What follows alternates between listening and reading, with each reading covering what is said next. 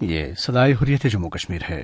کشمیر اپ date کے ساتھ ابن السلام۔ حریت رہنماؤں اور تنظیموں نے یوم پاکستان پر حکومت و اہل پاکستان کو مبارکباد دیتے ہوئے ملک کی ترقی اور خوشحالی کے لیے دعا کی۔ اپنے بیانات میں انہوں نے کہا ہے کہ پاکستان امت مسلمہ کی امیدوں کا مرکز اور عالم اسلام میں اہم سیاسی حیثیت کا حامل دنیا کا وہ واحد ملک ہے جو کشمیریوں کی بھرپور سیاسی، سفارتی اور اخلاقی حمایت کرتا ہے، جس کے لیے کشمیری اس کے انتہائی شکر گزار ہیں۔ کورونا کی وبا کے باعث یوم پاکستان کے حوالے سے تمام تقریبات منسوخ ہونے کے باوجود صدر اور وزیر اعظم پاکستان نے اپنے خصوصی پیغامات میں کشمیریوں کی حمایت کا اعادہ کرتے ہوئے کہا ہے کہ تنازع کشمیر برصغیر پاک و ہند کی تقسیم کا نامکمل ایجنڈا ہے۔ وزیر خارجہ شاہ محمود قریشی نے کہا ہے کہ ہم اپنے 70 لاکھ کشمیری بہن بھائیوں کو فراموش نہیں کر رہے جو آزادی کا نعرہ بلند کرنے پر ناقابل تصور حالات کا شکار ہیں۔ جنوبی کشمیر کے لاسی پورہ اور اگلر میں واقع کولڈ سٹورز کے مالکان کا کہنا ہے کہ سیب کا 80% ذخیرہ اب بھی ان کے پاس موجود ہے اور لاک ڈاؤن کے باعث یہ تمام ذخیرہ خراب ہو جائے گا۔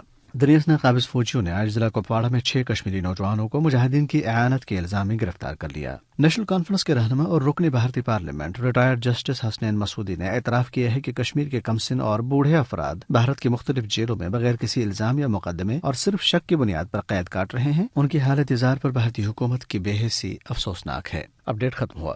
بھلے ہی کورونا کی وبا کے باعث آج یوم پاکستان تقریبات کی صورت میں نہ منایا جا رہا ہو، مگر حقیقت یہ ہے کہ جتنا آج یہ دن اپنے پیچھے موجود نظریے کی حقانیت کو منوا رہا ہے، اس کی شاید پہلے نظیر نہیں ملتی تھی۔ نازی طرز کی ہندو فسطائی حکومت نے نہ صرف بھارت کو جمہوریت اور سیکولرزم کے تمام لبادوں سے نکال کر اپنی اصل اور ننگی حالت میں پوری دنیا کے سامنے متعارف کرایا، بلکہ اہل برصغیر پر واضح کر دیا ہے کہ پاکستان بننا کتنا ضروری تھا۔